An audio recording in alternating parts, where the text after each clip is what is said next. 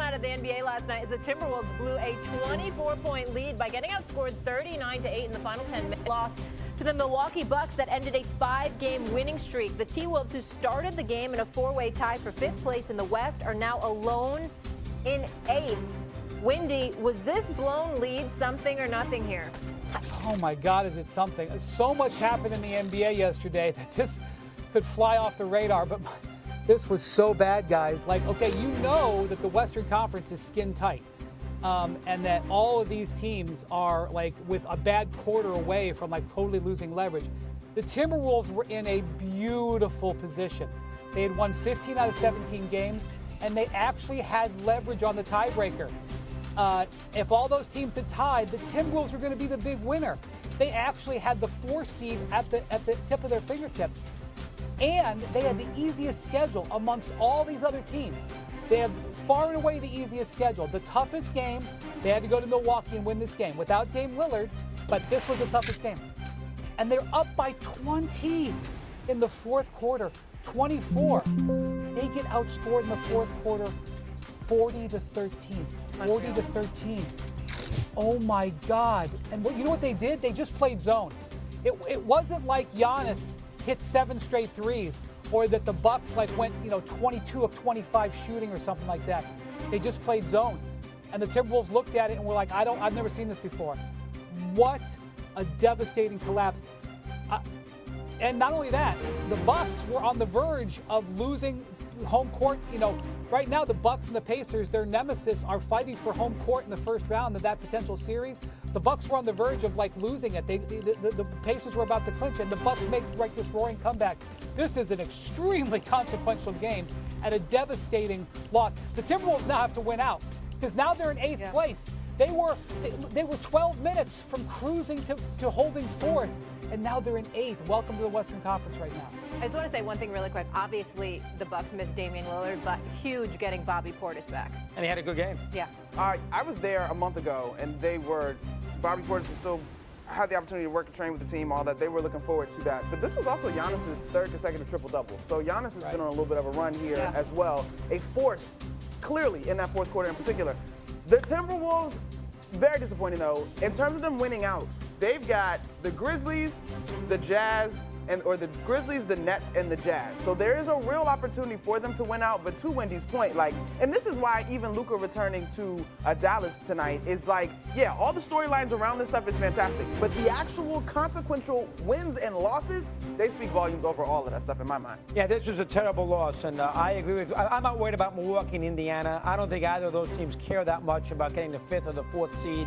They both can win on home court. Milwaukee had home court last year, and I know Giannis didn't play a lot, and they lost Indiana. So I don't think that's a big deal for the Bucks. I like the comeback. Yeah. That's a great comeback. But you guys are 1,000. Here's the Eastern standings right now. Pacers are 31.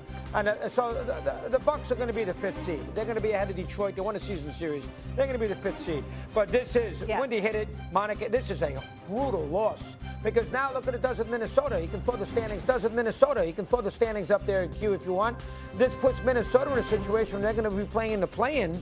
And although they will probably end up in the 7th seed or something along those lines, so you have it right now. Yeah. I mean, right now they are currently the 8th seed, and they got 33 losses. I got to look. Wendy says tiebreaker. I got to take a peek at that. They do have 3 games they should win. I get that too. Lakers, do have a game against the Rockets. The end of the year, Rockets won't need it. But this is, if they're in that play-in, this is a terrible, you don't want to be in that play-in. Why play the extra week? Why deal with Oklahoma City possibly in that first round? So this is and I don't trust Minnesota confidence-wise. They're a little fragile, and this would contribute to that. That's a terrible loss, 100%. Yeah, but Bobby Portis did spark a comeback. Nice job. Yeah, Played well. Absolutely. First game back from suspension. Monica, who needs a deep run more? Is it Anthony Edwards or is it Giannis? And I realize that's a tough question. I think it's Giannis because we can still live off of last year's run a little bit when it comes to Anthony Edwards in terms of being able to build. But Giannis, since the championship, they've not really been able to be a legitimate threat in the Eastern Conference, not to mention that there's free agency stuff looming out there in terms of Giannis Antetokounmpo wanting to be able to be in a position to compete at a high level consistency. I mean, they've done the coaching change thing, they've made trades, they went out and got Dame Lillard. None of this has come to fruition in the way that it was forecast when they made all these moves. So I think the pressure is on Giannis to get there, and for not just for him personally, but also I think for the organization, because he has been clear in the past that he wants to be in the best position to win, and that may or may not be Milwaukee moving forward if they can't figure it out. Need to win that first round. Need to win that first round. When they were at full strength, they had their whole team. They did win the NBA And Cup, he's got to but- play. He's got to play, and he didn't play the last 2 years. He's barely played. Yeah, but they might not have Dame for the entire playoffs. Now you're bringing up. I'm talking about Giannis specifically. Yeah. I mean, that's a big factor. Wendy, you got anything before we roll? It's very simple. I don't think Giannis needs anything. I think the Bucks need a run because of exactly what Monica said. Got it. Okay, fair enough. Think it's free agency. Cavs with a big victory over the Bulls last night without Donovan Mitchell. And the reason that this is relevant is they got the #1 seed. They're, most first time since the #1 seed since 2015-16 when they won the title. The reason they've got the 1 seed amongst others is that Donovan Mitchell didn't play in this game dealing with an ankle injury, and the Cavs are 8-0 this season when Donovan doesn't play. Their development of their depth and overall team-first mentality has gotten them there. Speaking of a team-first mentality, that is not what was going on last night in Phoenix. Obviously, this is an important game for the Warriors. This is essentially an elimination game for the Suns, and they got absolutely boat raced on their home court. And you know what was sad about this? The crowd didn't even really boo, because this is what they're kind of used to, the team going out with the whimper. They are not technically eliminated, but 1,000 things have to go right. They're done. I don't think we're going to see Durant play again this year, which means we may have seen him last year in the Suns uniform. Disaster last night for the Timberwolves. They had of all these teams that were tied in the Western Conference, they had the easiest schedule coming in. The one really challenging game was this game last night against the Bucks and Giannis Antetokounmpo. Guys, they're up by 24 early in the fourth quarter, and they blow it. They get outscored in the fourth quarter 40-13. That's like seniors versus the freshmen type of a score.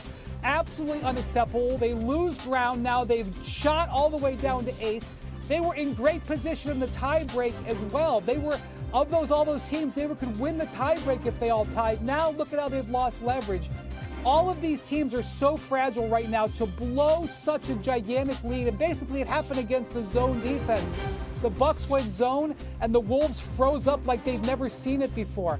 Terrible outcome for the Wolves that they have to try to recover from. They got to win out, in my opinion. Yeah, and you see those narrow margins there in the Western Conference.